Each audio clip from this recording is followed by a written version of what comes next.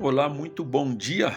Aqui é o pastor Israel. Estamos de volta para a nossa meditação nas Escrituras Sagradas. Hoje é sábado, estamos aí no final de semana e espero que você tenha um final de semana abençoado. E nossa meditação hoje está na carta de Romanos, capítulo 7. Hoje nós estamos lendo esta carta e meditando nela. O verso 7, verso 24 e 25 diz assim: Desventurado homem que sou, quem me livrará do corpo desta morte? Graças a Deus por Jesus Cristo, nosso Senhor. De maneira que eu, de mim mesmo, com a mente, sou escravo da lei de Deus, mas, segundo a carne, da lei do pecado.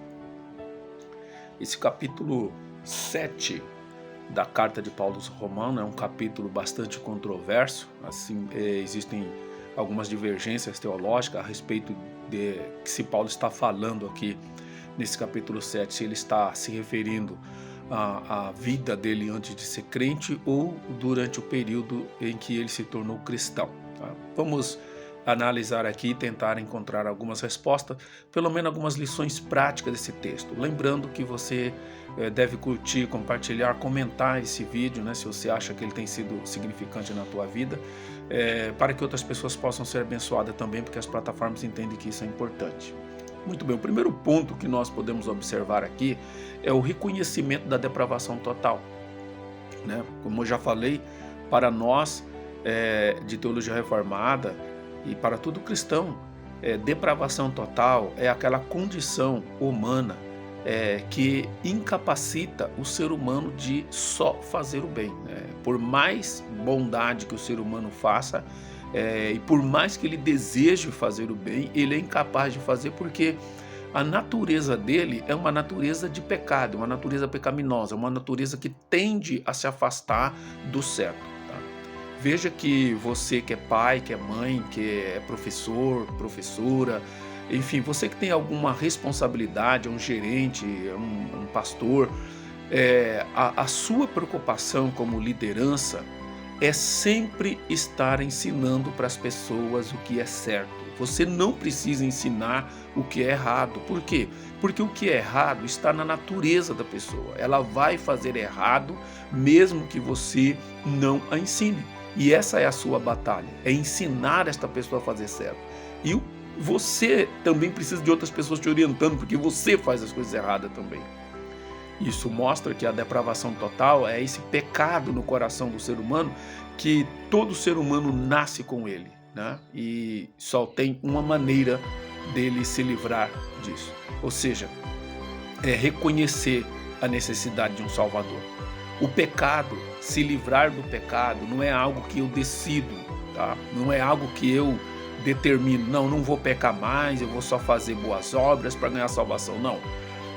Quando se tem noção da depravação total, se tem noção da nossa total incapacidade de salvação. E nessa condição de desespero, nós precisamos do socorro de Jesus. Vocês imaginam uma pessoa que está no meio de num prédio, né? Incendiado, e ele necessita desesperadamente de um bombeiro, de um salva-vida para salvá-lo, ou alguém que está se afogando lá na praia, ele precisa de um salvador. Tudo que ele tem noção naquele momento é a necessidade de um salvador, porque ele não tem condição de sair de lá sozinho. Ou seja, a necessidade de um salvador. Quando nós temos consciência de que somos pecadores natos, essa consciência da necessidade de um salvador se faz presente.